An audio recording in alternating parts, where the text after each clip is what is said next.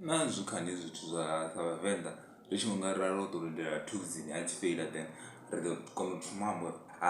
tukzini rumbuza achikujoina open mic ra ukofeila nge mlandu akutoraite mhino lamuntu apeni tukzini apo sina zvinhu zvine angaita ndiri kulebuli komunyanga like the opportunity chine udokona umita dzimwe dziartist kurane kaye dzine dzingamupusha if angakona kuwana dzifeature kurane ngowana no ariri muthu riri kuzvionza zviri kutomubhedha avo hona riri kutomunya kumvesa out no zvithu zvimwe zvithu at least arijoine zviexperience uri kunova namind uchamuduku rine wakona kutova ava nacomeback yavudi not uri zvinongori open mic yomutama ngaende komana mapackage achikwamba ngazo zvinhu anotomovesa kuti tukzindiromubudza simwanamuzachivizaruru asingojoina daidai kongona yomuitora atambe kativedi man kongona yomupusharela track zinalaulea dhivaya kongona yomutusa blind daidai no kanina kunyangoradheya ave kare kulebuli yanu nakunyangomanager kana that's why it's like now zvina vendetta imwe nyana zvine like that's why munhu muchingangari una mumapungu anerina rikwadiva or maybe ohane izvozvo zvinenakana naunyaga feature kai fouri ave kazimwe zazitrack zanu zinena mune kuziita then that's why nechingava nechikotomumwambo badly now because of you're starting to fail no ningasindire munhu achitomufela then nati vane kutoma uhamba vove no azvona izvozvo ari kuhana ndingapatanga uvaona zvimwe zvoitewa mara no azviiti ungoraro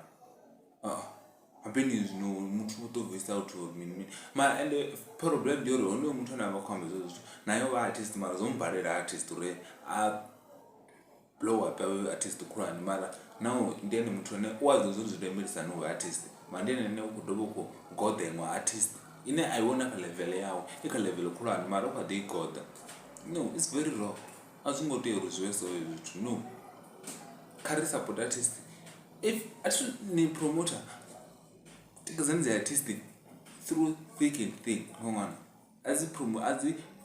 nisongotoamba roni kuza hapeni zvinonivanoshikwamba roni kuza nivanokwamba me no ambana zvakudhi uri asuri kuzvionza uchimbirani bad what is the next move mvoya panda dimini zvistrategy zvine ringaita zvoni uri womuthu wavhenda apizavapinda ndizvipi mara no ava ite zvino chavatova kuamba uri what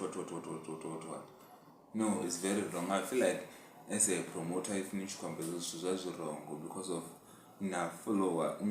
followership ine arite uri vari kuzvipa zvizaso now zvazvikopora ende nenguva yangane ndiva ndikuona ungari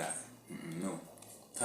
kare ite zvimwe topic rambe ngazi not uri ndivari kugodha dzimwe adziartist ngahazvo especially yavo muthu amuvhenda kongwana and risi zviziva zvori how hard is to be a venda artist apana kadzimwe dziculture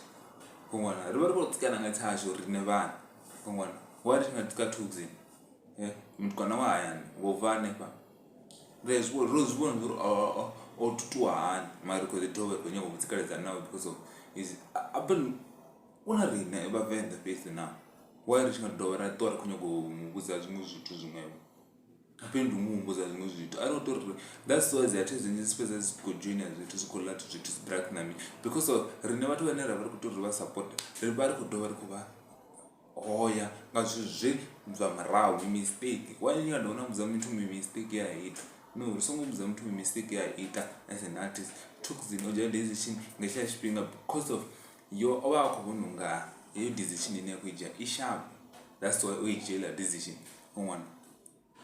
and yes you feel because of asi zvote zvithu zvine wadozviita zvachimbiranga ndiri yawaumbura one